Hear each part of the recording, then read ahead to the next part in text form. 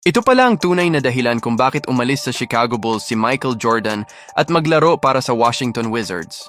Tara at ating pag-usapan. Maraming mga basketball fans ang hanggang sa ngayon ay nagtataka kung bakit ang greatest player of all time na si Michael Jordan ay nagtapos ng career niya sa Washington Wizards at hindi sa Chicago Bulls. Pagkatapos pangunahan ng Bulls sa kanilang ika-6 na kampyonato noong 1998, muling nagretiro si Jordan. Kasabay nito ay nagkawatak-watak ang dynasty ng Bulls. Umalis si Coach Phil Jackson, na-trade si Scottie Pippen, at pinili naman ng management na i-rebuild ang prangkisa. Noong taong 2000, bumalik si Michael Jordan sa NBA, pero hindi upang maglaro kundi para maging isang executive ng Washington Wizards.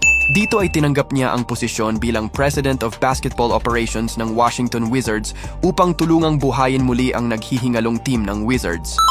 At habang nagtatrabaho para sa Wizards, ay araw-araw din siyang nakikipag-ensayo sa mga batang player, ngunit napansin niyang kaya pa rin niyang makipagsabayan sa kanila.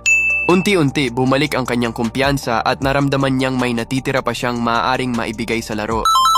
Kaya noong 2001, sa edad na 38, gumawa siya ng isa sa pinakamalaking comeback sa kasaysayan ng sports.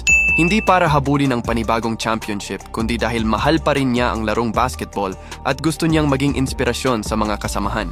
Bagamat hindi na siya muli pang nakakuha ng kampyonato, pinatunayan ni Michael Jordan na ang tunay na alamat ay hindi lang nasusukat sa mga titulo, kundi sa tapang na bumalik at lumaban kahit alam niyang wala nang dapat patunayan.